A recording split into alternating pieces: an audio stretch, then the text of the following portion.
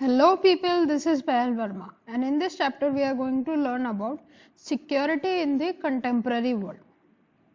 All that we are going to study in this chapter is about security or national security. We'll know about more about the term security, India's security concerns, two different ways of looking at security and situations which determine our view of security. So first, what is security? Now here is the definition of security. Security implies freedom from threats. Those things that threaten core values should be regarded as being of interest in discussions of security. Security relates only to extremely dangerous threats, threats that could so endanger core values that those values would be damaged beyond repair if we did not do something to deal with the situation. Now this is the final definition of security. Let's move on to two types of security, that is traditional and non-traditional conceptions of security. Now security is of two types, traditional notions of security and non-traditional notions of security. And traditional notions of security are of another two types, that is external and internal. So first we will study about traditional notions, external. The greatest danger to a country is from military threats. The source of this danger is another country which by threatening military action endangers the core values of sovereignty, independence and territorial integrity. This is the first type.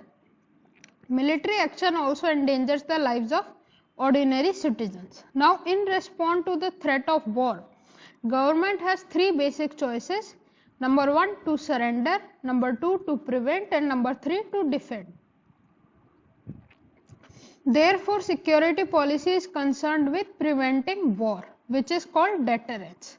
Now, preventing a war by a country is called deterrence and limiting or ending war is called defense. Traditional security policy has a third component called balance of power. Now we have looked at three components, that is first is military threats, second is deterrence and third is balance of power. Some countries are bigger and stronger. This is a clue to who might be a threat in the future. For instance, a neighboring country may not say it is preparing for attack. There may be no obvious reason for attack, but the fact that this country is very powerful is a sign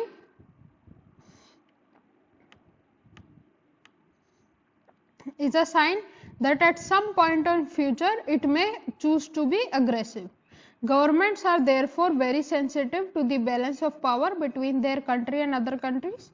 A good part of maintaining balance of power is to build up one's military power, economic and technological power.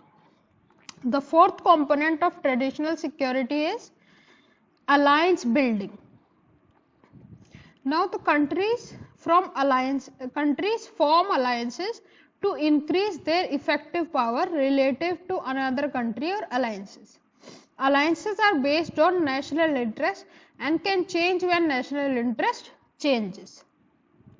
Now, in the traditional view of security, most threats to a country's security come from outside its border. Within a country, the threat of violence is regulated by an acknowledged central authority, the government. Each country has to be responsible for its own security. Now we will look in the traditional notions, internal security.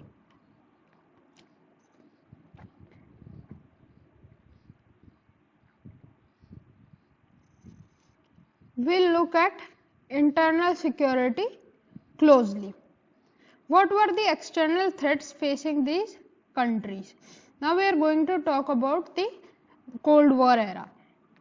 Traditional security must also therefore concern itself with internal security. The reason it is not given much importance is that after the Second World War, it seemed that For most powerful countries on earth, internal security was more or less assured.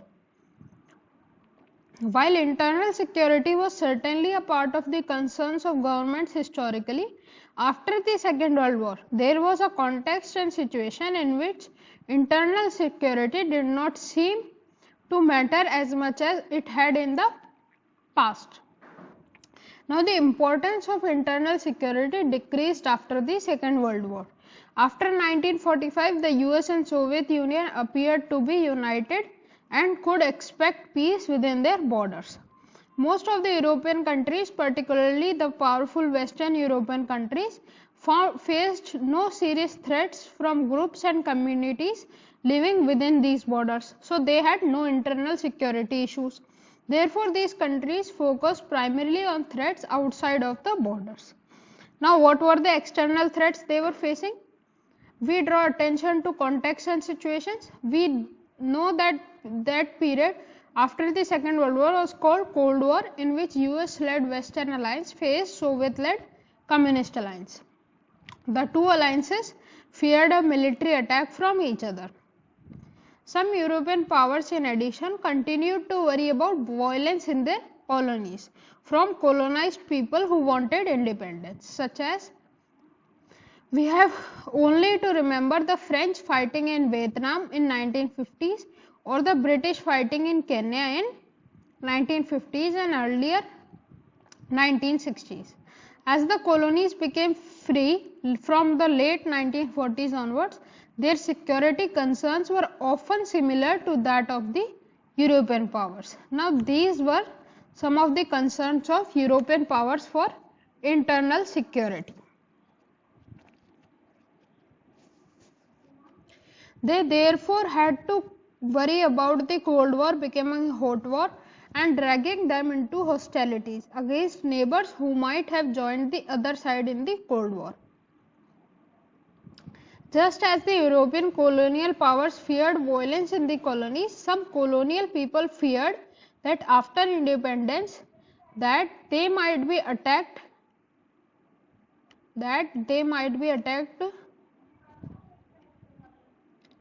by their former colonial rulers in Europe. The new countries faced the prospect of military conflict with neighboring countries. Now, newly independent countries of Asia and Africa faced another fear of military conflict between neighboring countries. For another, they had to worry about internal military conflict. They quarreled over borders and territories or control of people and populations or all of these simultaneously. The new states worried about threats from separatist movements which wanted to form independent countries. A neighbor might help or instigate an internal separatist movement leading to tensions between the two neighboring countries. This is how they were concerned for internal security. Now comes traditional security and cooperation. Primarily, self-defense or to protect other people from genocide was a universally accepted view that countries should only go to war for the right reasons. Armies must avoid killing or hurting non-combatants as well as unarmed and surrendering combatants. This is a way to promote cooperation. Force must in any case be used only after all the alternatives have failed. These are three ways. The fourth way is disarmament, arms control and confidence building. Now, we will look into these three particularly. Now, disarmament requires all states to give up certain kinds of weapons. This is the definition of disarmament. For example, the BWC and CWC conventions. Biological weapons convention and chemical weapons convention. The US and Soviet Union did not want to give up the third type of weapons of mass destruction, namely nuclear weapons. So, they pursued arms control. Now, what is arms control? Arms control regulates the acquisition or development of weapons. That means how many weapons can a country develop. The Anti-Ballistic Missile Treaty, that is ABM, which was signed in 1972, tried to stop the US and Soviet Union from using ballistic missiles as a defensive shield. Another treaties were Strategic Arms Limitation Treaty or SALT II or Strategic Arms Reduction Treaty, that is START, or Nuclear Non-Proliferation Treaty. The NPT did not abolish nuclear weapons, rather it limited the number of countries that could have them. Now, another way of maintaining cooperation is confidence building as a means of avoiding violence. Now, what is confidence building? Confidence building is a process in which countries share ideas and information with their rivals. This is the meaning of confidence building. Now, they tell each other about their military intentions, military plans, what kind of forces they possess, where those forces are deployed. Confidence building is a process designed to ensure that rivals do not go on war through misunderstanding or misperception. Force is both the principal threat to security and principal means of achieving security. Force is a principal threat to security. That means when a country forces other countries, it becomes the principal threat to security. And when force is used to achieve cooperation, it is a principal means of achieving security. Now we will go to non-traditional notions of security. We will talk about non-traditional notions of security, go beyond military threats to include a wide range of threats and dangers affecting the conditions of human existence. Now in this segment, when we say referent, we mean security for who. That means who is getting security, that is referent. The referent is the state. Here is something. In the traditional security, the referent is the state with its territory and governing institutions. But in the non-traditional conceptions, the referent is expanded. When we ask security for who, proponents of non-traditional security reply, not just the state but also individuals or communities or indeed all of the humankind. Non-traditional views of security have been called human security or global security. What is human security? Human security is about the protection of people more than the protection of states. Protecting citizens from foreign attack may be necessary condition for the security of individuals. Its primary, now proponents of human security say that its primary goal is to protection of individuals. Now, proponents of narrow concepts of human security focus on violent threats to individuals, and broad concepts of human security argue that threat agenda should include hunger, disease and natural disaster because these kill far more people than a genocide and terrorism combined. Now, economic security and threats to human dignity is included. Put differently, the broadest formulation stresses what has been called freedom from want and freedom from fear. Now, what is global security? The idea global security emerged in 1990s in response to the global nature of threats such as global warming, international terrorism and health epidemics like AIDS and bird flu and so on. Now, to cope up with these threats, international cooperation is vital.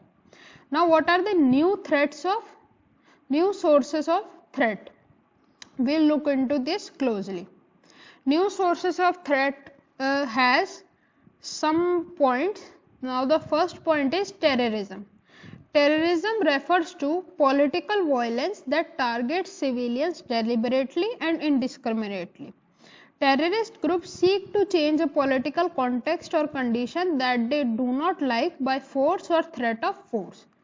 Unhappiness of the public as a weapon against national governments or other parties is used. Hijacking of planes, planting bombs in trains, cafes, markets, malls, etc. is there, and other crowded places are their way of doing it. Since 11 September 2001, when terrorists attacked the World Trade Center in America, other governments and public have paid more attention to terrorism. This is a new source of threat. Now, second source of threat is human rights. Have come to be classified in three types. The first type is political rights, such as freedom of speech and assembly. Second type is economic and social rights.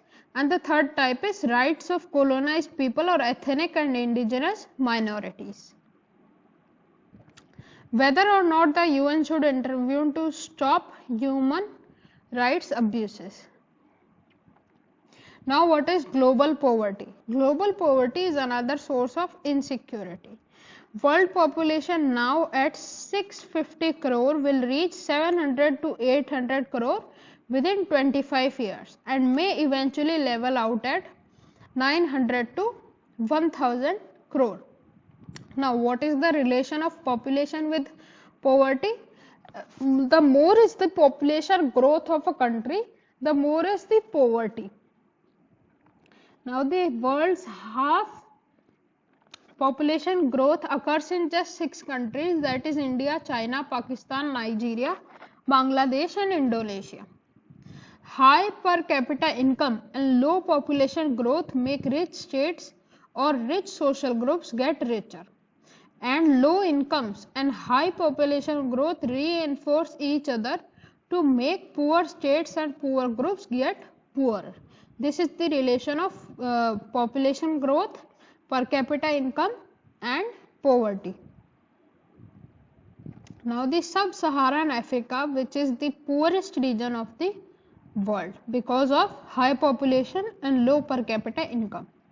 Now, the third component of new sources of threat is migration. Poverty in the south has also led to large-scale migration to seek a better life, especially better economic opportunities in the north. Now, the countries in the south are regarded as poor countries and countries in the north are regarded as rich countries. This has created international political frictions. International law and norms make a distinction between migrants, those who voluntarily leave their home countries, and refugees, those who flee from war. States are generally supposed to accept refugees, but they do not have to accept migrants. There is no law regarding acceptance of migrants. While refugees leave their country of origin, people who have fled their homes but remain within national borders are called internally displaced peoples. Now, another fourth component is health epidemics such as HIV/AIDS, bird flu and severe acute respiratory syndrome. These have rapidly spread across countries through migration, business, tourism and military operations. By 2003, an estimated 4 crore people were infected with HIV/AIDS worldwide. Now, these diseases kill many more people than a genocide. Ebola virus, Hanta virus and hepatitis C, like other diseases like tuberculosis, malaria, dengue fever and cholera. Epidemics among animals have major economic effects like the bird flu and the mad cow disease.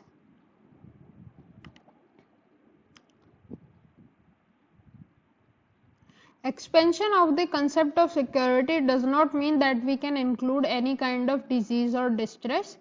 If we do that, the concept of security stands to lose its coherence. That means we cannot include any disease or any other kind of disease to the list of threats to security. A disease which is affecting more people and worldwide people, then only it is considered into a threat. Therefore, an issue must share a minimum common criteria, say of threatening the very existence of the referent, though the precise nature of this threat may be different. This shows that non-traditional concepts of security, like traditional concepts of security, vary according to local contexts. Now, cooperative security. Traditional threats to security require cooperation rather than military confrontation. Cooperation may be bilateral, that is between two countries, regional, continental or global. Now, international organizations help in cooperative security, and non-governmental organizations, that is NGOs, also help in maintaining cooperation. Business and cooperations create personalities like Mother Teresa, Nelson Mandela. Cooperative security may involve the use of force as a last resort. Use of violence against international terrorists and those who harbor them. It may have to agree to use violence against international terrorists and those who harbor them.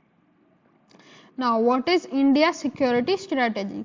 India has faced traditional and non-traditional threats to its security. The first component was strengthening its military capabilities. Now, what is the first component of India's security strategy? The first component is strengthening its military capabilities.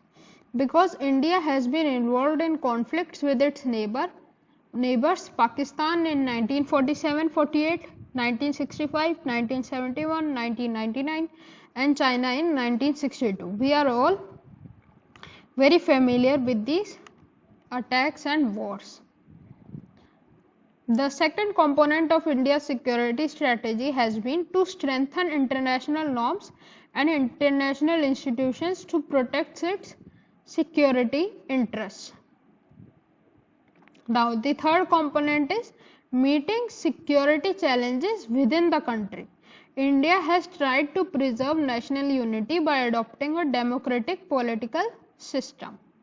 Finally, the fourth component is to develop its economy in a way that the vast masses of citizens are lifted out of poverty and misery, and huge economic inequalities are not allowed to exist. Now, this sentence in a whole is self-explanatory.